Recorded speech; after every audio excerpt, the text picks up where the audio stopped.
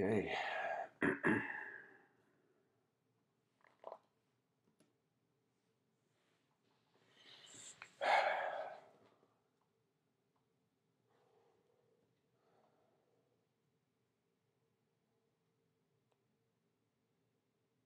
Beyond the billions of years of evolution that a creature on the surface of a rock has gone through,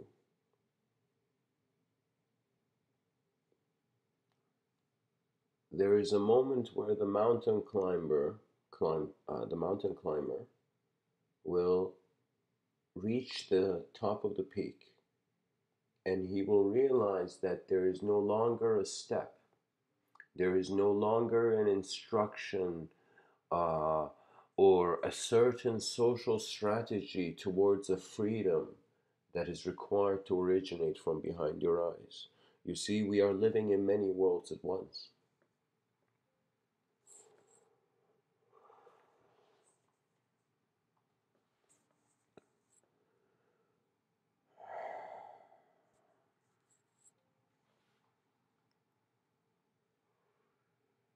There is this very nice story, and it's an ancient Persian story from ancient Persian mythology.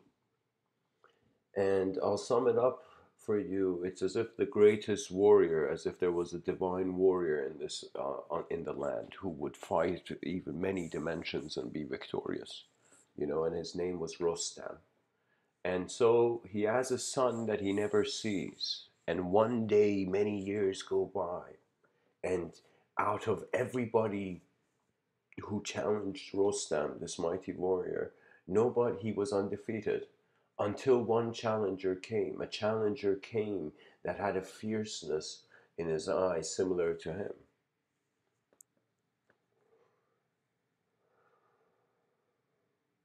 What happens is Rostam ends up still remaining undefeated and throws this new foe to the ground. And as he goes to deliver the killer blow, he suddenly noticed there is something on the kid's arm. And he remembered that he had attached something to the child's arm. And so there he stands witnessing the death of his child by his own hand, never realizing that that was his child. And so there's a moment in this mythical character's mind that one can imagine the mistake of a father being one side of the coin and the other side of the coin being the might of an ego undefeated. You see, this is why the concept of forgiveness is powerful, because it is an ability to let go of the unnecessary. That is the only utility of forgiveness, because it frees space for a mind that dares to shine in better ways.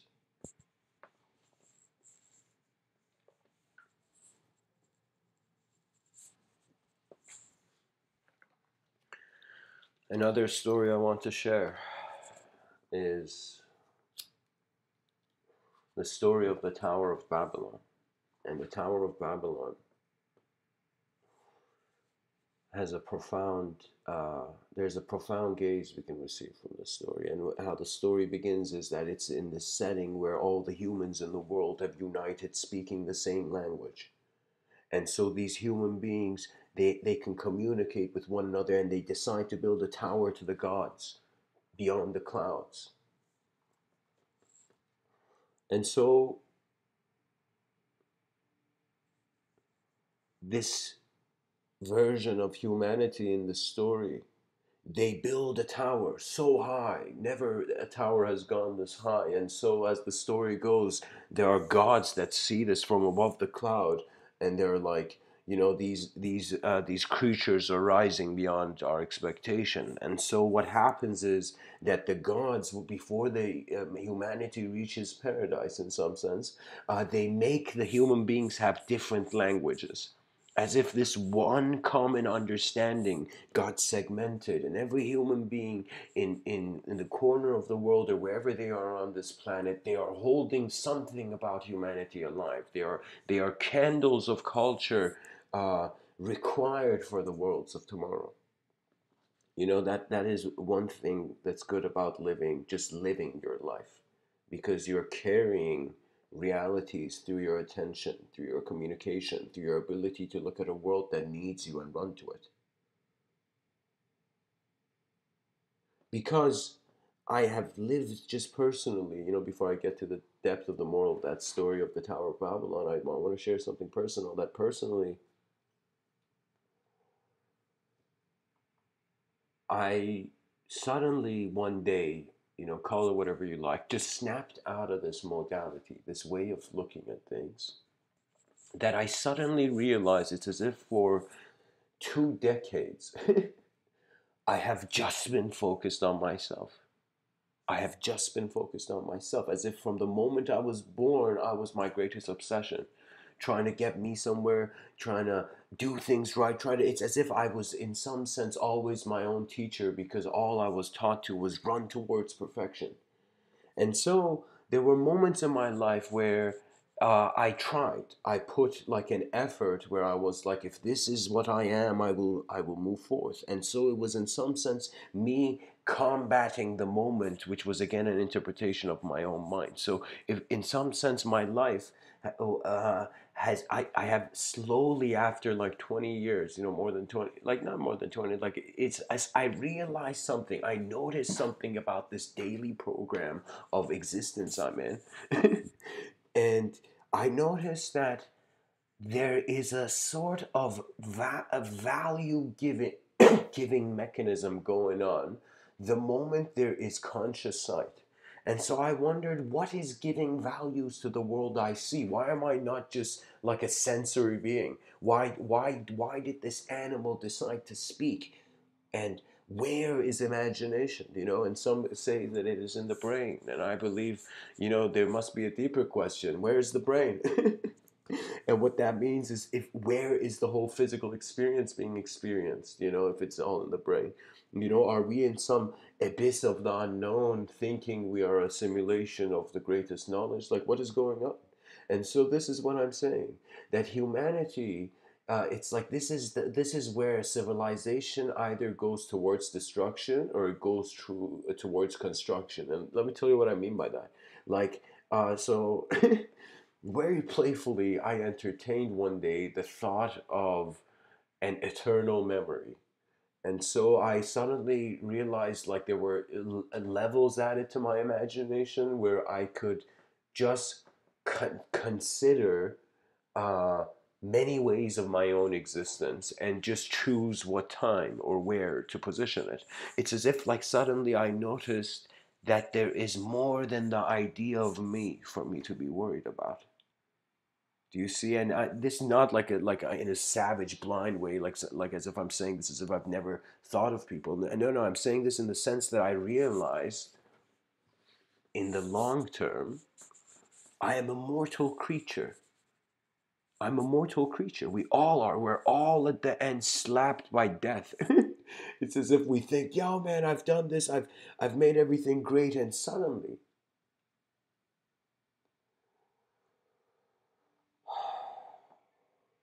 you get this, you snap out of the notion of confusion. You just realize everything is being based on your attention, and your attention at its core is to some degree, how can I tell you, it's as if like 45% of our consciousness is like memory, and what that memory is in some sense producing.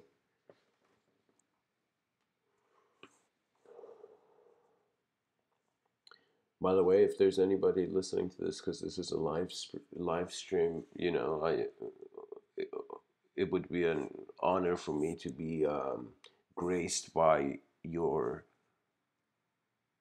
views, you know, in some sense of the whole thing. You know, you can always share in these live streams. You know, this is a once in a lifetime thing.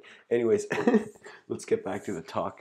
You know, I call it talk mode playfully, you know, inspired out of the airplane mode of my phone.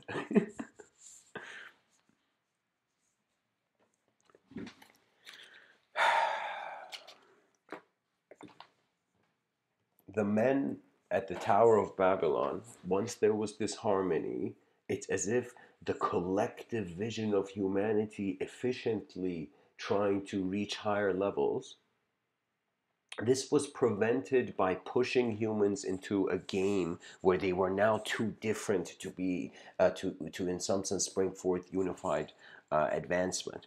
So what I mean by this is, let me tell you, I have this very playful thought that the ego divides and conquers. And what I mean by this is that we if you want to trap someone, you divide them from somewhere. Do you know? This is like, there was a time in my youth where I was very fascinated by military strategy and, and the different like evolution of weapons and advancement. I'm like, oh my God, look at what human beings are hitting each other with. It was first like, wooden clubs, and then it turned to throwing metal at very fast speed at someone. Like with as if it's a killer shot. So what I'm telling you is, in some sense, I wondered about the strategy that the thought of myself was implementing. And I realized that there's two options. Either you feel separate from things, or you feel at one with things. And when I say at one, it's not some kumbaya and new age oneness. I mean, like, you know, it's not like, the same emotional level as the movie Lion King. It's at a point where you realize there is an indifference to existence, to an existential presence, as if nobody can go up to someone and be like, "Yo, man, I exist more than you. I'm better." No, no, it's not in that. Like, you see what I'm saying? Existentially, we're all manifest, but now we are also dynamic creatures. We're not like talking trees. We are. The enlightenment of humanity, in some sense. We are how, through the eyes of an animal, there came first the hero. It's as if the animal enlightened itself, evolved. How can I tell you? The animal evolved itself through a heroic archetype. Because I honestly, I'm writing this book. I haven't heard this anywhere, so I guess I'm kind of like self-promoting an idea. But this idea is important because I noticed that in the evolutionary scheme of things, and how like that moment the ape evolved, in its mind it separated itself from reality. And so I consider that was like, in some sense, the birth or an entrance to a subjective realm, you know. And so what I mean by the subjective realm, that means, for like, since childhood, I'm like, oh my God, where are my thoughts? How come I notice them but I cannot see them? It was like, it was a question. And then I realized my thoughts present themselves through language and through images, and the relationship of some sort of memorable line, as if, imagine, you're let's say you're some biologically advanced machine that's just recording everything since your birth. And so the organizational aspect of it, usually people say it's the program of society, as if how you've been spoon fed by the world you've been exposed to, you know and in regards to how to think or how to even have thoughts. I believe, in some sense, everybody is remarkably intelligent, but they have not they don't express it because they have denied a sort of archetype in themselves. And when I say archetype is like a story. Archetypes are like pillars of a good story. They are, in some sense, symbolic, firm representation. So when we look at the planet, we see the planet is on an axis, and if we believe in God, I guess we say God loves spheres. And so we look at the axis of the planet, do you see? And we see that there's a certain way it's spinning. And so, in some sense, we realize that every thought ever manifest, every concept, everything has a sort of axis. It has a certain axiomatic position. So, for me, philosophy at its core reaches towards the imagery based poetic architecture of language. And so, as we move deeper through that phase, it becomes the acceptance beyond the veil of silence. That it's as if you see beyond the boat, but you must stay on the boat because it's not worth drowning for illusions. This is why it's worth to instantly render yourself sincere. This is better than meditation. You do this, your life is guided by the intelligence of your own eyes. And so what it means is that mysticism is a fascinating uh, uh, landscape of behaviors. And I like it. This is the juicy part of the talk. This is where the where I kind of want to try to give an image to something that cannot have an image because it is a dynamic experience. So it requires in some sense, the poet's kind of pen, you know. So let me see.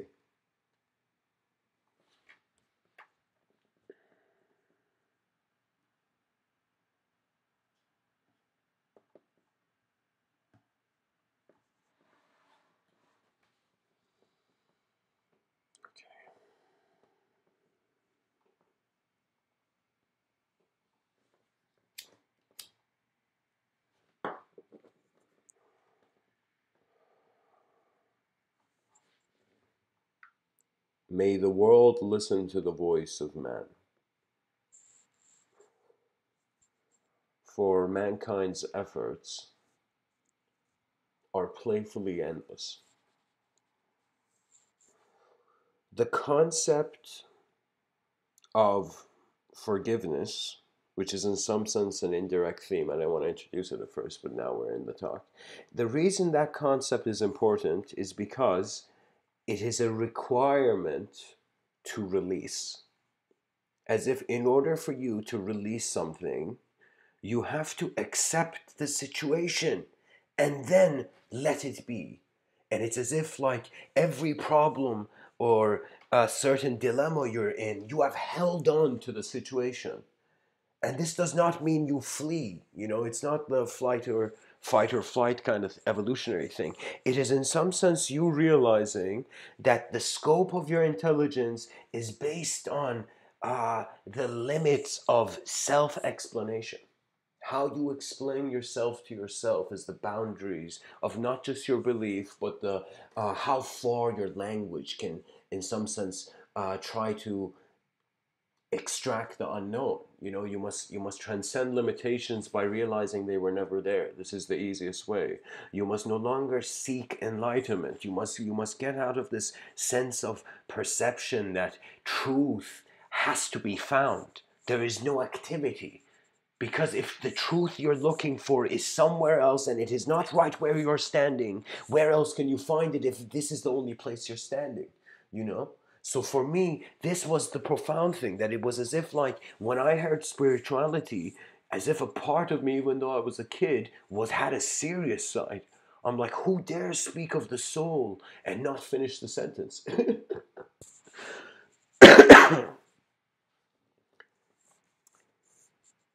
That moment in the Tower of Babel, it was like a supernatural force was denying the greater advancements of man until it could truly improve its function as an individual entity. Do you see? So for me, it's like when I ask myself who I am, it's like it's very playful. In some states, it doesn't have any meaning. It's like silence is a better explainer than me. But I could tell you, like, there are some moments where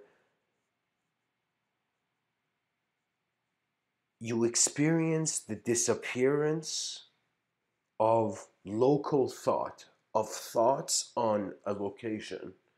And so you go into this state where you're just watching. You're just watching. There's nothing. There is no any you don't want to touch your past and you don't want to touch your future. And what I mean by that is you don't want to get distracted, so there's no point of even thinking or trying not to think or anything. You just have to be. And in this state of being, there comes this preferenceless acceptance of the moment. And once you attain that, then it's as if your intuition kind of taps in, and there is a pre-authorization of playful expression. So your ego, as if it if it was a vehicle, it's as if like, vehicle is not a good metaphor, but what it is it slows down and then starts functioning, and in doing so, its karmic effect is less turbulent. So what that means is, this is what I call it becomes a divine personality, similar to how a child is first trying to be like a child and expressing itself, and making adults laugh and whatnot, right? That's kind of like a divine moment, because a creature for the first time is expressing itself. And here's the funny thing: we have created a world where people are paying attention to the expression of famous people more than their own expression. And so we have built a society that values art only if it's showcased properly. For me, there was a moment when I was younger, I could say I was a bit more emotional. In my youth, there came a moment where it was as if that my eyes got teary-eyed, but like there never was a tear. My eyes got teary-eyed for a moment, because like an emotion, like a breeze past me, and it was a very sad emotion of realizing how many geniuses on this planet, and not just geniuses, just incredible beings, went unseen, because we could not get the society's act together and realize, some people call it overpopulation, I call it an opportunity of a lifetime, where 8 billion, we're not just 8 billion bodies, we're 8 billion minds. Each mind is generating, to some degree, worlds ad infinitum. So what I'm telling you is that overpopulation means we have more solutions, even though the problem's getting larger, but we have more minds that can come up with solutions, and see, well, there's proof of that. For example, we have some person named Elon Musk, who was born, like this person was born, looked at like this industry of vehicles and just this whole fuel-based thing, and he's like, all right, let's make it digital, and like he had just the thought and he went with it. And so what I'm saying, that is as if some person in life was born to see through the problem and do something about it. So what that means is, as much as life and nature is giving you the problem, it is also bringing you the answer, because the problem and the answer are in some sense the ego's relationship with life. Your mind's relationship with matter, comes across as a story. And in this story, there's a main character, and this main character has a name, has a certain birth certificate, and all this stuff. And at some point, it's going to come to a death. The main character is going to stop acting. The actor's going to get tired, and he's like, okay, you keep saying the show must go on, but I can't.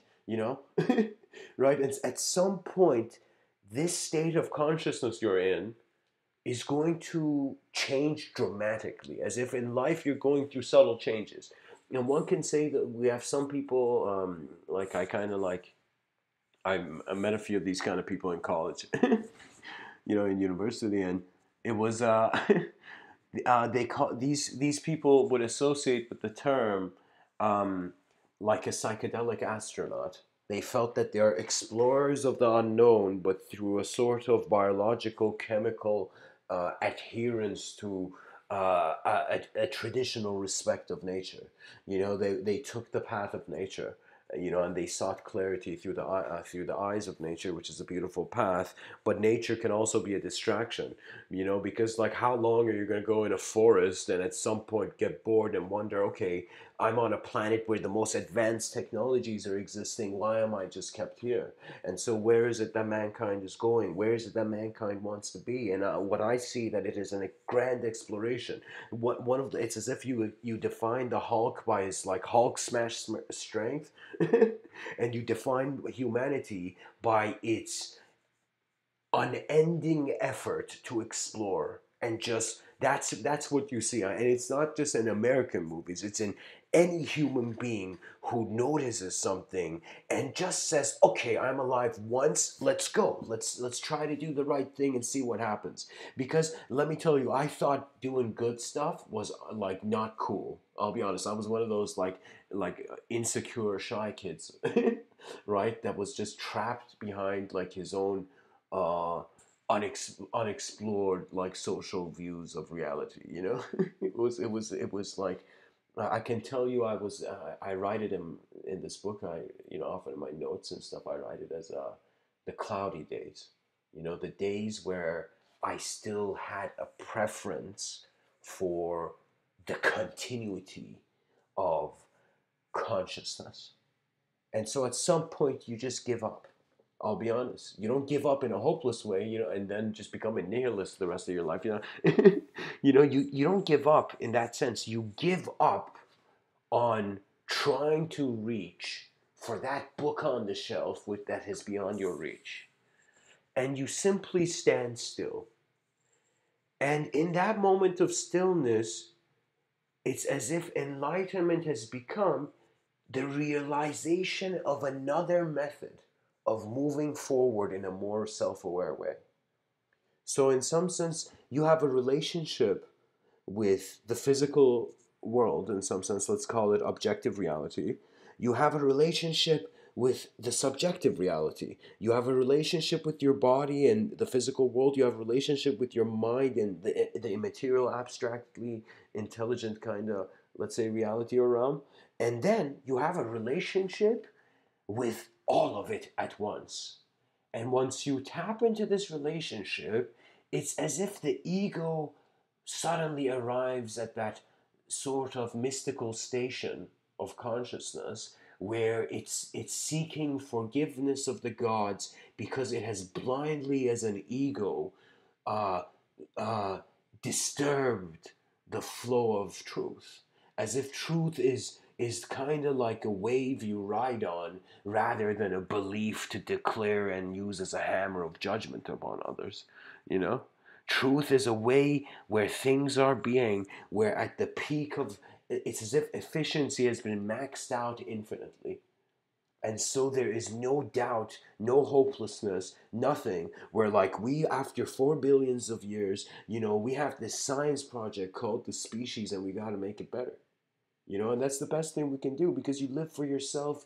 You're your only audience. You live for the world. At least a few people might listen.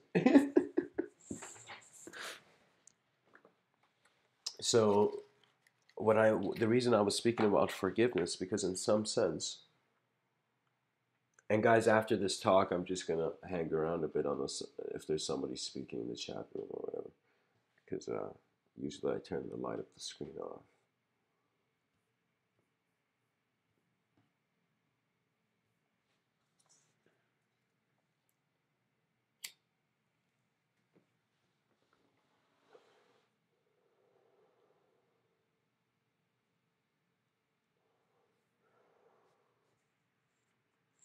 There is this Zen story, which I think, in some sense, I can relate to this concept of why it's important to forgive, because forgive is an external permission. Is an internal permission to look at externality in a new way, in a way where there is less obligation for the world to owe something to you. You become a mystic of your own mind. You become a poet of your thoughts. You become the seer of an inner universe. And this seer is preferenceless. That is the beauty. That is the beauty of spirituality. It is divine silence. Because it's as if you're getting a headache of the ego's uh, uh, eonic game, you know, the game of eons, you know, as if you're like, oh my god, you know, like to be a Buddhist is in some sense a horrifying thing. And I'm not Buddhist because I at some point I was like, okay, you know, language is its own game.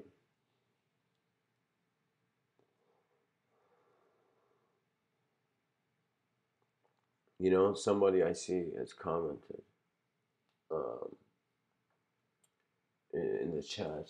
The tag name is Cosmos of Compassion, which I find is actually a great name.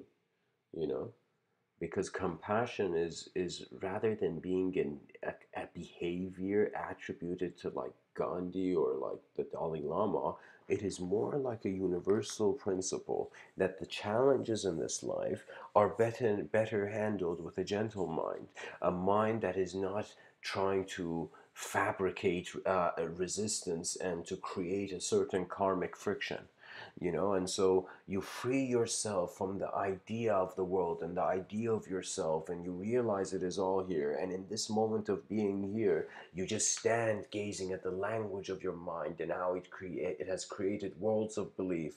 But before you speak, you are a presence, undescribable, undefinable, invisible to this dimension but visible to the subjective realm.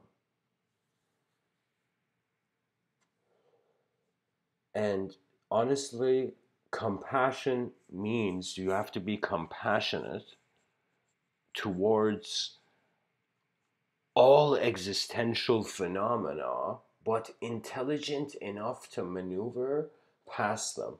So for me, that once there was a disengagement from desire, and what I mean by desire is wanting unrealistically for the world to behave in a way, as if you are so excuse my language, ballsy, that you've looked at the universe and you're like, I want you to listen to how I'm thinking of it. You know what I want. You know, it's as if like you're spoiled. Like, no offense, but egotistical prayer is like a spoiled soul shouting to God, like, yo, do something. And I'll tell you, we need stories for the evolution of society, and there's going to come a sort of renaissance where I poetically call it a multidimensional renaissance, a renaissance where creativity is not like a virus, but like the scent of a of paradise advancing us. We are no longer holding ourselves back to do the right thing because it is one lifetime. I mean, what else are you gonna do? You know. You know, I mean, politics is a hard game, so I'm not blaming anything like that. You know, I have in my sense, if you ask me, are there bad politicians or good politicians? I'll tell you, it's just people trying to like get by. You know, it's just people trying to get by, and some of them sincerely have a good vision, and some of them sincerely don't. But it doesn't matter because every person, we are creatures, and regardless of how rich you become, you cannot be a god.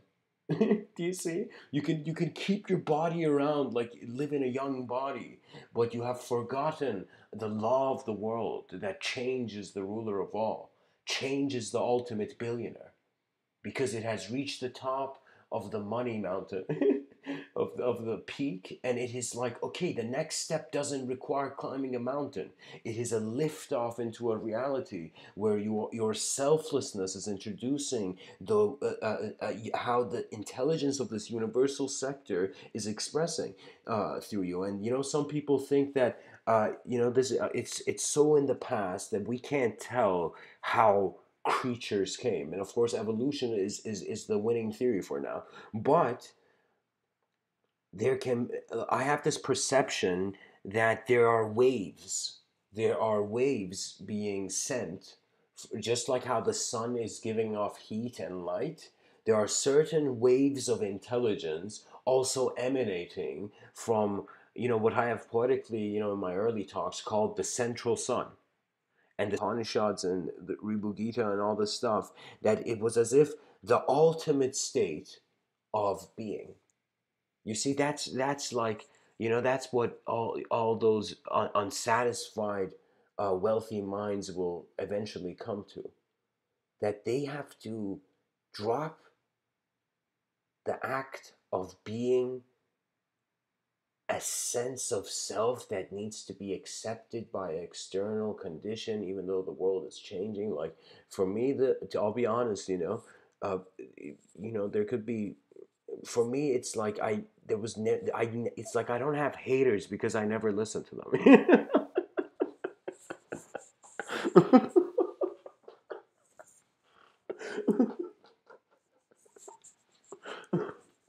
And what I mean by that is there's two types of listening, and I've been, unfortunately, in this life, often, I could say this is one thing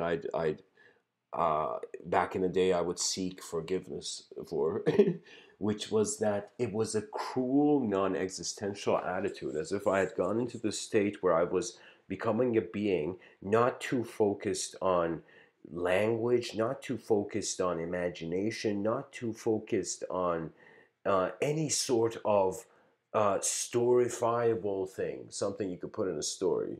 I don't know, storyfiable is probably not a word, but I guess, represent. I'm representing a new word. So what I mean by that is that it reaches a point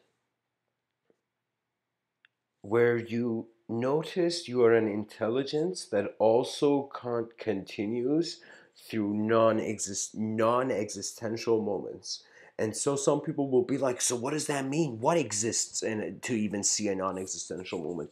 And this is where I say this is where we have to be careful of how much we allow imagination to stretch rational truth, because the unknown is at the corner. And what I mean by that is that all knowledge stares into the unknown. That's how it updates. But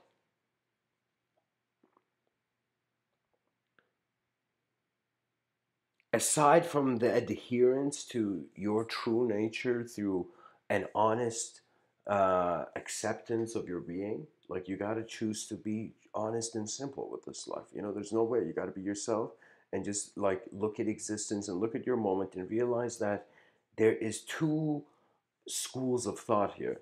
You have two approaches. Either you try to let go of everything to see what remains, or you try to get everything and to see what you will find. And so this is where one path is in some sense the philosophical academic route towards enlightenment. It's as if you're trying to get enlightened as a mental entity, as a mind being, right? But in the other sense, it is through as if you're seeing it as a physical being. And what I found by, how can I tell you, like, my classification of like consciousness early on was kind of like mind, body, soul, right? So I had these three stages. And so there was the body, there was the mind, which was seemed to be some unique thing going on in the brain. And then there was this concept of the soul, where ever since when I heard the concept, it was something never to like, how can I tell you, even though I'm talking about it now, but if when I was younger, it was like, because it wasn't in this dimension, I'm like, what opinion can I have on it? You know? But I just knew I was it, right? As if there was more to me than meets the eyes. That's the difference of a spiritual childhood, That means the kid grows up realizing, okay, I can't be as limited as I think because there's something more than my thoughts,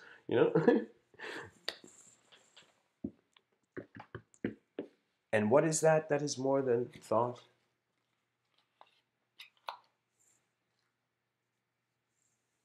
It is what Mr. Within would call heaven in a broken bottle.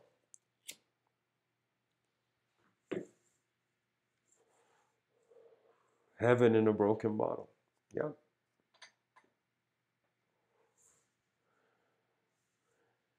And at first, the imagery when I said that sentence, because guys, when I speak, I don't know if you're a time traveler from the Victorian times and you're critiquing me on how well I speak the Queen's English, but for me, language, I have a sort of freedom of usage with it, because for me, words don't come first.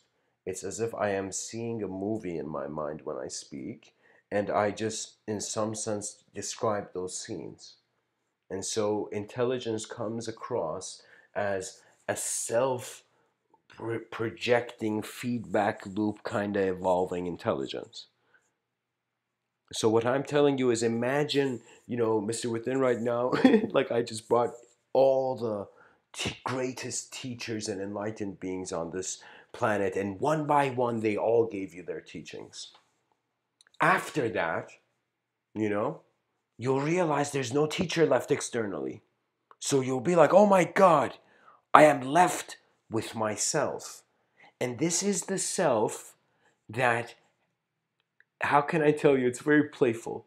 As if you are eternity scared of a temporal thing you're witnessing.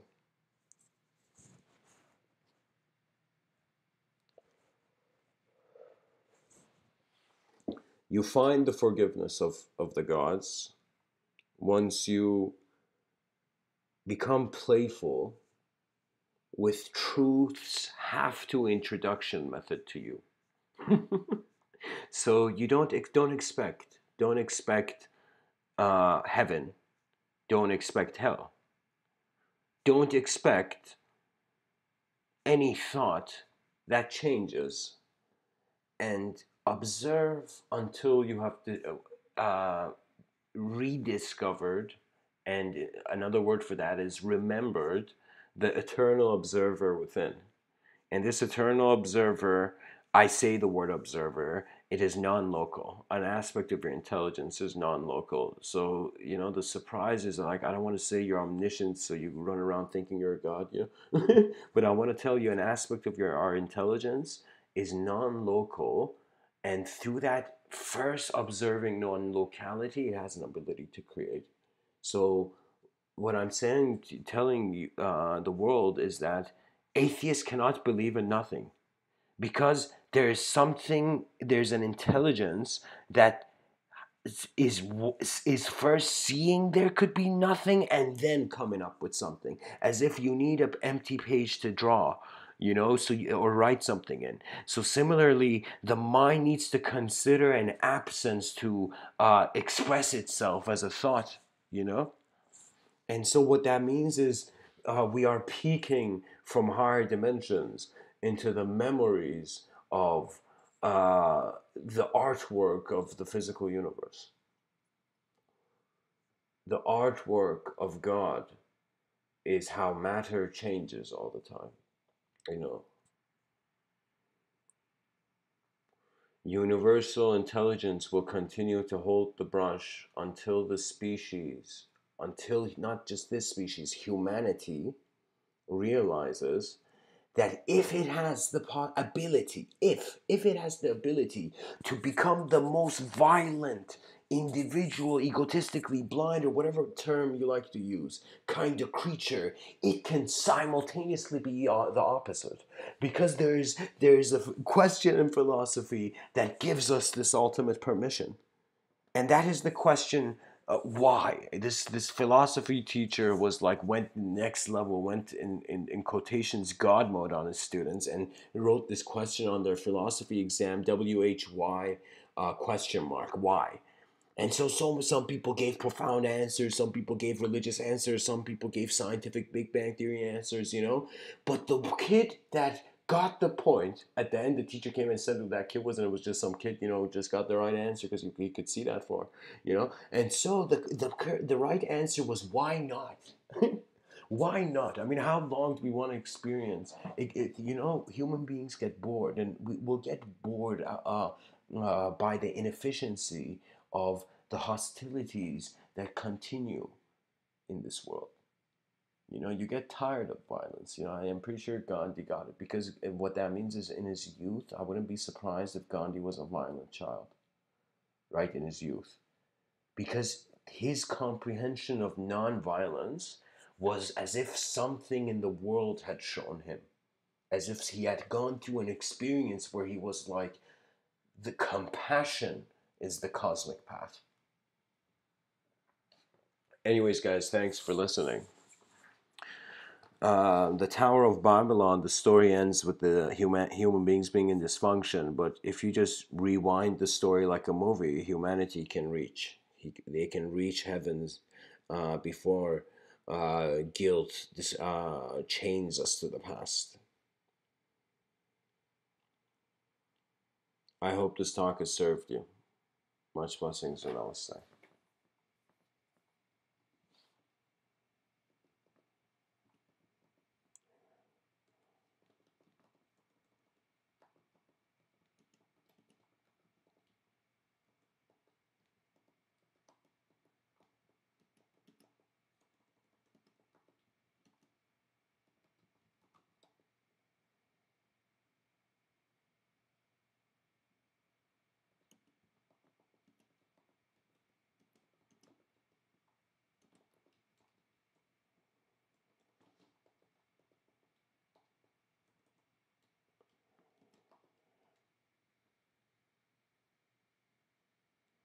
Sure, man. Can you so guys, even though the talk ended, here I'll just be quiet and type.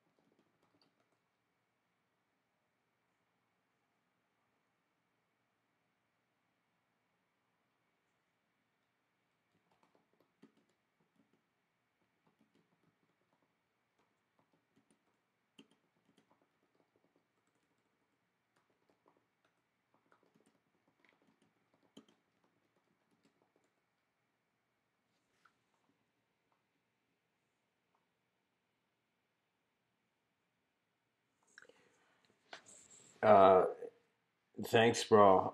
Honestly, I gotta head out.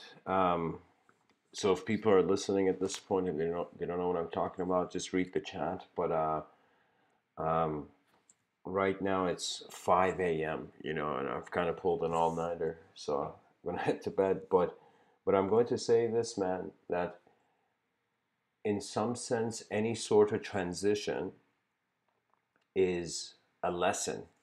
It is something the world is showing to you, and I would personally just honor that moment and how it manifested and honor the intelligence of the creatures that are in that moment. And the best way to honor is not to have a certain ceremonial behavior, but to just be authentic because a friend is too valuable to be fake with. Do you see? Anyways, man, I hope this was helpful. Thank you for listening. And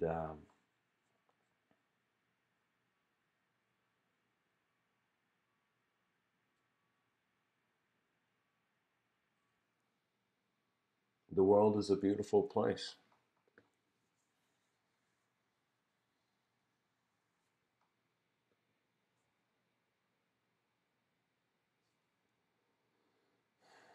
Jonathan Swift says this quote: "Vision is the art of seeing the invisible."